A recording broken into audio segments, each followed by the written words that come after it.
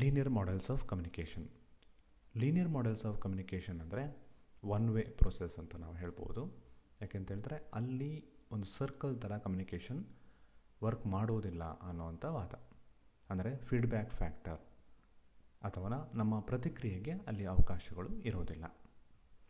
ಇದರಲ್ಲಿ ಅತ್ಯಂತ ಪ್ರಸಿದ್ಧವಾದ ಒಂದು ಮಾಡೆಲ್ ಅಂತ ಹೇಳಿದ್ರೆ Shannon and Weaver model of communication.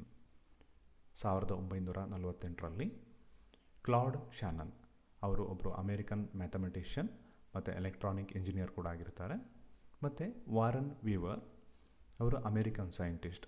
ಇವರಿಬ್ಬರು ಬೆಲ್ ಲ್ಯಾಬೊರೇಟರಿಯಲ್ಲಿ ಕೆಲಸ ಮಾಡ್ತಾ ಇರ್ತಾರೆ. ಆಗ ಅವರು ಬೆಲ್ ಸಿಸ್ಟಮ್ ಟೆಕ್ನಿಕಲ್ ಜರ್ನಲ್ಗೆ ಒಂದು ಆರ್ಟಿಕಲನ್ನು ಬರೀತಾರೆ, a mathematical theory of communication ಅಂತೇಳಿ, and also called as Shannon Weaver model of communication. ಅದಕ್ಕೆ ಈಗ Shannon and Weaver model of communication ಅನ್ನೋ ಹೆಸರಿದೆ, ಮತ್ತು ಮ್ಯಾಥಮೆಟಿಕಲ್ ಮಾಡೆಲ್ ಆಫ್ ಕಮ್ಯುನಿಕೇಷನ್ ಅನ್ನೋ ಹೆಸರು ಕೂಡ ಇದೆ. ಇದು one of the famous well known model of communication. ಯಾಕೆ ಅನ್ನೋದನ್ನು ತಿಳ್ಕೊಳ್ಳೋಣ. ಶ್ಯಾನನ್ and Weaver model of communication, Cloud ಶ್ಯಾನನ್ ಮತ್ತು ವಾರನ್ ವೀವರ್ ಇದನ್ನು ಬೆಲ್ ಲ್ಯಾಬೊರೇಟರಿಯಲ್ಲಿ ಡೆವಲಪ್ ಮಾಡಿದರು. One of the earliest influential models in the field of communication. ಒಂದು ಇದರ ಪ್ರಸಿದ್ಧತೆಗೆ ಕಾರಣ ಅಂತ ಹೇಳಿದರೆ ಇದು ಅಷ್ಟರವರೆಗೆ ಇಷ್ಟು ಕಮ್ಯುನಿಕೇಷನ್ ಬಗ್ಗೆ ಇಷ್ಟು ಪ್ರಬಲವಾದ ಯಾವುದೇ ಮಾಡೆಲ್ ಬಂದಿರಲಿಲ್ಲ, ಮಾದರಿ ಬಂದಿರಲಿಲ್ಲ. ಅಂದರೆ ಇದನ್ನು ಯಾವುದಕ್ಕೂ ಅಪ್ಲೈ ಮಾಡ್ಬೋದು ಈ ಮಾದರಿಯನ್ನು ಅನ್ನುವಂಥದ್ದು ಯಾವುದೂ ಇರಲಿಲ್ಲ. ಇದು 1949ರಲ್ಲಿ ಡೆವಲಪ್ ಮಾಡ್ತಾರೆ. It is also called as mathematical model. ಈ ಮಾಡೆಲ್ ಈ ರೀತಿ ಇದೆ. ಇನ್ಫಾರ್ಮೇಷನ್ ಸೋರ್ಸ್ ಮತ್ತು ಮೆಸೇಜ್, ಟ್ರಾನ್ಸ್ಮಿಟರ್ ಸೆಂಡರ್ ಅಂತ ಹೇಳ್ಬೋದು, ಎನ್ಕೋಡರ್ ಅಂತ ಕೂಡ ಹೇಳ್ಬೋದು. ಸಿಗ್ನಲ್ ರೂಪದಲ್ಲಿ ಅದನ್ನು ಸೆಂಡ್ ಮಾಡ್ತಾರೆ. ನಂತರ ಚಾನಲ್ ಅಂತಂದರೆ ಮಾಧ್ಯಮ ನಂತರ ಅದು ಸಿಗ್ನಲ್ ರೂಪದಲ್ಲಿ ಹೋಗ್ತದೆ, ರಿಸೀವರನ್ನು ತಲುಪ್ತದೆ. ರಿಸೀವರ್ ಅಂದರೆ ಡಿಕೋಡರ್ ಅಂತ ಕೂಡ ಹೇಳ್ಬೋದು ನಾವು. ನಂತರ ಅಲ್ಲಿಗೆ ಮುಗಿಯೋದಿಲ್ಲ. ಈ ಮೆಸೇಜ್ ಅನ್ನುವಂಥದ್ದು ತನ್ನ ಡೆಸ್ಟಿನೇಷನ್ ಅನ್ನೋ ಗುರಿಯನ್ನು ತಲುಪ್ತದೆ. ಇದು ಈ ಮಾಡೆಲ್ನ ಒಂದು ಸ್ವರೂಪ. ನೀವು ಮತ್ತೊಂದು ಗಮನಿಸ್ಬೋದು, ನಾಯ್ಸ್ ಫ್ಯಾಕ್ಟರ್ ಇಲ್ಲಿ ಬರ್ತದೆ. ನಾಯ್ಸ್ ಅಂತ ಹೇಳಿ ಚಾನಲ್ ಅನ್ನೋದರಲ್ಲಿ ಮಾಧ್ಯಮ ಏನಿದೆ ಅಲ್ಲಿ ಮೆಸೇಜ್ ಪಾಸ್ ಆಗುವಾಗ ಅಲ್ಲಿ ನಾಯ್ಸ್, ಬೇರೆ ಬೇರೆ ರೀತಿಯ ಅಡೆತಡೆಗಳು ಬರ್ಬೋದು ಅನ್ನೋದನ್ನು ಅವರು ಹೇಳ್ತಾರೆ.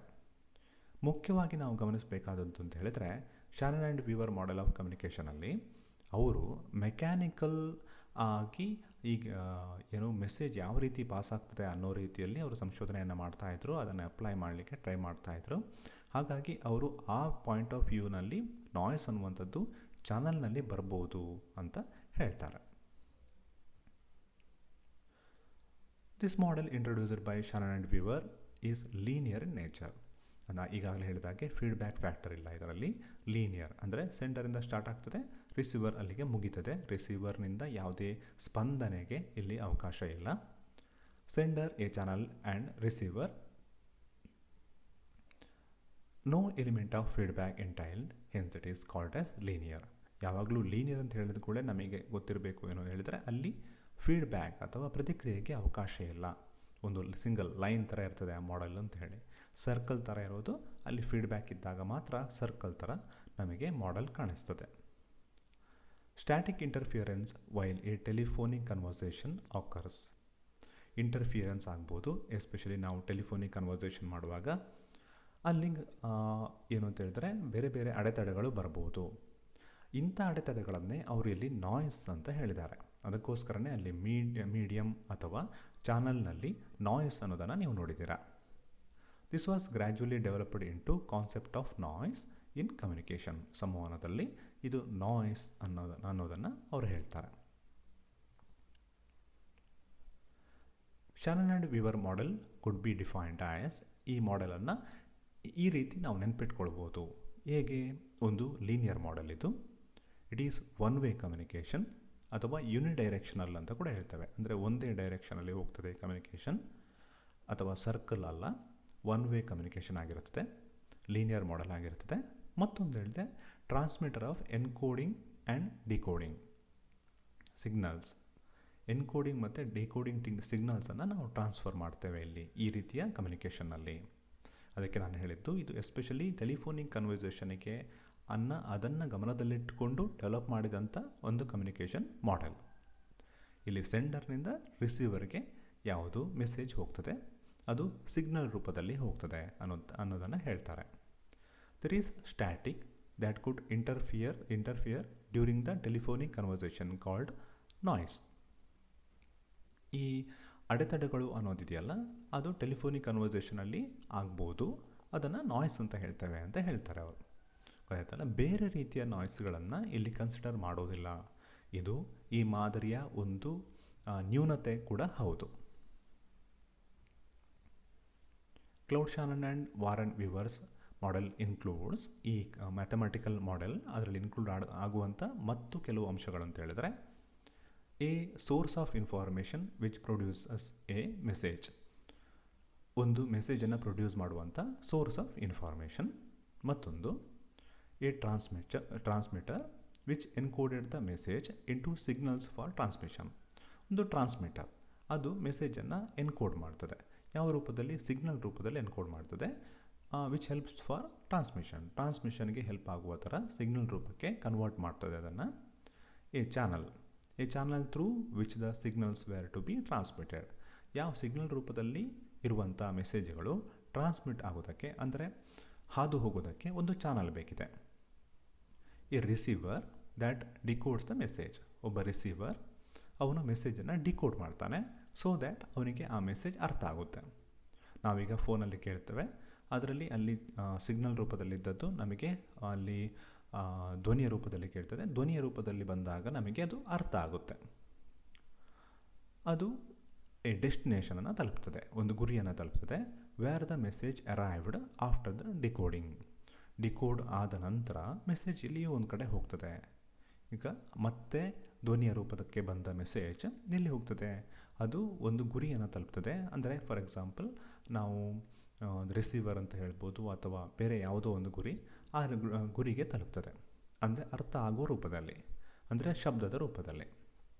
ಸಿಗ್ನಲ್ ಇದ್ದದ್ದು ಶಬ್ದ ರೂಪಕ್ಕೆ ಮರಳುತ್ತದೆ, ಶಬ್ದ ರೂಪದಲ್ಲಿದ್ದದ್ದು ಅದರ ಡೆಸ್ಟಿನೇಷನನ್ನು ತಲುಪ್ತದೆ. Problems with mathematical model. ಸಾಧಾರಣ ಎಲ್ಲ ರೀತಿಯ ಕಮ್ಯುನಿಕೇಷನ್ ಮಾಡೆಲ್ಗಳಲ್ಲೂ ಅವುಗಳದ್ದೇ ಆದ ಸಮಸ್ಯೆಗಳು ಅಥವಾ ನ್ಯೂನತೆಗಳು ಇರ್ತವೆ. ಯಾವುದು ಕೂಡ ಪರ್ಫೆಕ್ಟ್ ಅಂತಲ್ಲ. Being a linear model there is no feedback.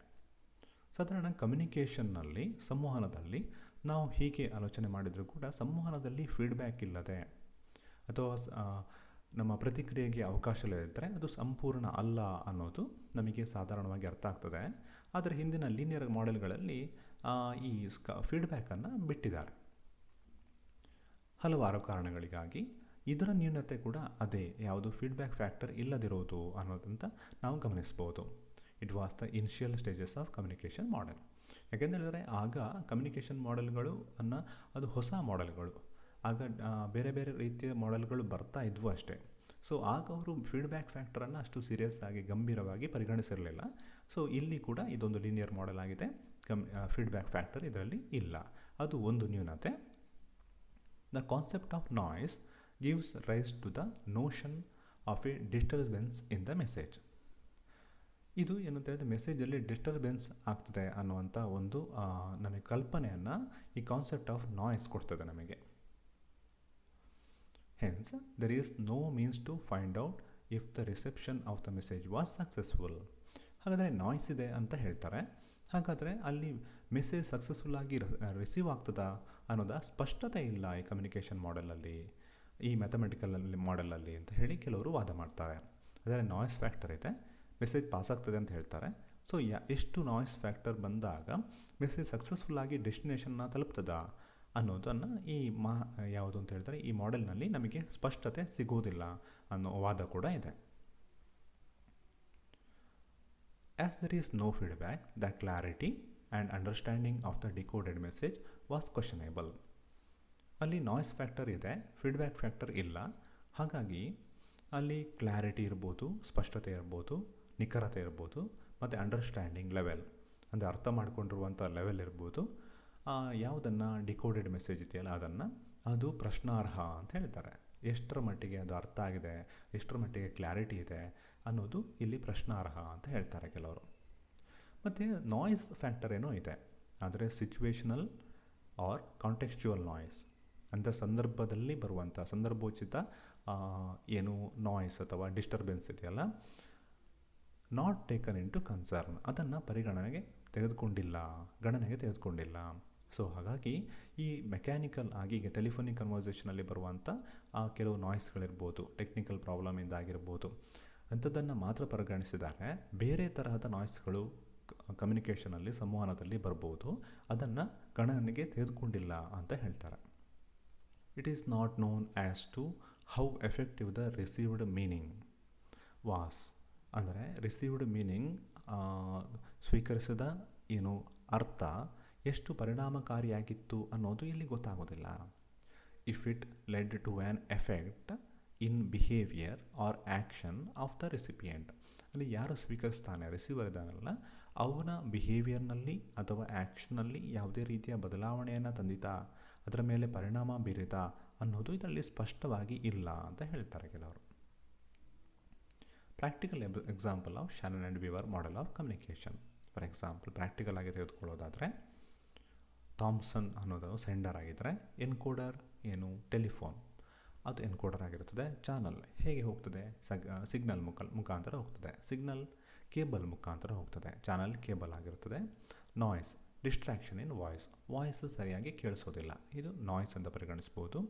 Reception, ಯಾರು ತೆಗಿತಾರೆ, ಇದನ್ನು ರಿಸೀವ್ ಮಾಡ್ತಾರೆ, ಅಸಿಸ್ಟೆಂಟ್ ಇರ್ಬೋದು, ಅವರು ಟೆಲಿಫೋನ್ ಮುಖಾಂತರ ಅದನ್ನು ರಿಸೀವ್ ಮಾಡ್ತಾರೆ. ಸೊ ಟೆಲಿಫೋನ್ ಅಲ್ಲಿ ರಿಸೆಪ್ಷನ್ ಆಗಿರುತ್ತದೆ. ರಿಸೀವರ್, ಯಾರು ರಿಸೀವರ್ ಆಗಿರ್ತಾರೆ, ರಿಸೀವರ್ ಅಸಿಸ್ಟೆಂಟ್ ಆಗಿರ್ತಾರೆ, ಯಾರು ಟೆಲಿಫೋನನ್ನು ರಿಸೀವ್ ಮಾಡ್ತಾರೆ ಅವರು ರಿಸೀವರ್ ಆಗಿರ್ತಾರೆ. Criticism of Shannon and Weaver model of communication.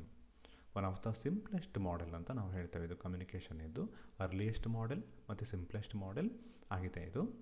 And it's general applied in various communication theory. ಬೇರೆ ಬೇರೆ ಕಮ್ಯುನಿಕೇಷನ್ ಥಿಯರಿಗಳಲ್ಲಿ ಇದನ್ನು ಅಪ್ಲೈ ಮಾಡಿದ್ದಾರೆ, ಈಗಲೂ ಕೂಡ ಅದನ್ನು ಅಪ್ಲೈ ಮಾಡ್ತಾ ಇದ್ದಾರೆ. ಮತ್ತು ಈಗ ಕೆಲವರು ಅದರಲ್ಲಿ ಫೀಡ್ಬ್ಯಾಕ್ ಫ್ಯಾಕ್ಟರನ್ನು ಆ್ಯಡ್ ಕೂಡ ಮಾಡಿದ್ದಾರೆ. The model which attracts both academics of human communication and information ಥಿಯರಿಸ್ಟ್ಗಳಾಗಿರ್ಬೋದು, ಮತ್ತು ಅಕಾಡೆಮಿ ಹ್ಯೂಮನ್ ಕಮ್ಯುನಿಕೇಷನ್, ಮಾನವ ಸಂಭಾಷಣೆಯ ಬಗ್ಗೆ ಬೇರೆ ಬೇರೆ ಅಧ್ಯಯನವನ್ನು ಮಾಡ್ತಾ ಇರೋರು ಇರ್ಬೋದು, ಅವರೆಲ್ಲರ ಗಮನವನ್ನು ಸೆಳೆದಿರುವಂಥ model Shannon and Weaver model of communication. It is more effective in person to person communication. ಇಲ್ಲಿ Shannon and Weaver model of communication person to person ಕಮ್ಯುನಿಕೇಷನಲ್ಲಿ ಹೆಚ್ಚು effective than group or mass communication ಅಂತ ಹೇಳ್ತೇವೆ. Model is based on sender and receiver. Here sender plays the primary role, receiver plays the secondary role. Sender primary ರೋಲನ್ನು play ಮಾಡ್ತಾನೆ, receiver secondary ರೋಲನ್ನು play ಮಾಡ್ತಾನೆ. Receives the information, ಅಥವಾ ಅವನು ಮಾಹಿತಿಯನ್ನು ಸ್ವೀಕರಿಸ್ತಾನೆ. Communication is not a one way process. ನಾವು communication not a one way process ಅಂತ ನಾವು ಹೇಳ್ತೇವೆ. ಆದರೆ ಇಲ್ಲಿ ಕಮ್ಯುನಿಕೇಷನ್ ಒನ್ ವೇ ಪ್ರೋಸೆಸ್ ಅಂತ ನಾವು ಬಿಂಬಿಸಲಾಗಿದೆ. ಯಾವುದರಲ್ಲಿ? Shannon and Weaver model of ಕಮ್ಯುನಿಕೇಷನಲ್ಲಿ. ಅಲ್ಲಿ ಫೀಡ್ಬ್ಯಾಕಿಗೆ ಅವಕಾಶ ಇಲ್ಲ. ಆದರೆ ಇದನ್ನು listening the radio, reading the books or watching the television, ಅದು ನಾವು ಒನ್ ವೇ ಕಮ್ಯುನಿಕೇಷನ್ ಆಲ್ಮೋಸ್ಟ್ ಆಗಿರ್ತದೆ, because absence of feedback. So ಅಲ್ಲಿ ನಾವು ಅಪ್ಲೈ ಮಾಡಲಿಕ್ಕೆ ಸಾಧ್ಯ ಇದೆ. Understanding noise will helps to solve the various problems in communication. ಈ noise factor ಏನಿದೆ, ನಾವು ಶಾನನ್ ಆ್ಯಂಡ್ ವೀವರ್ ಕಮ್ಯುನಿಕೇಷನಲ್ಲಿ ನೋಡ್ತೇವೆ. ಆ ನಾಯ್ಸ್ ಫ್ಯಾಕ್ಟರ್ ಏನು ಅನ್ನೋದನ್ನು ಅರ್ಥ ಮಾಡಿಕೊಂಡ್ರೆ ನಮಗೆ ಬೇರೆ ಬೇರೆ ರೀತಿಯ ಸಮಸ್ಯೆಗಳು ಕಮ್ಯುನಿಕೇಷನಲ್ಲಿ ಬರುವಂಥದ್ದನ್ನು ಸಾಲ್ವ್ ಮಾಡಲಿಕ್ಕೆ ಸಾಧ್ಯ ಇದೆ.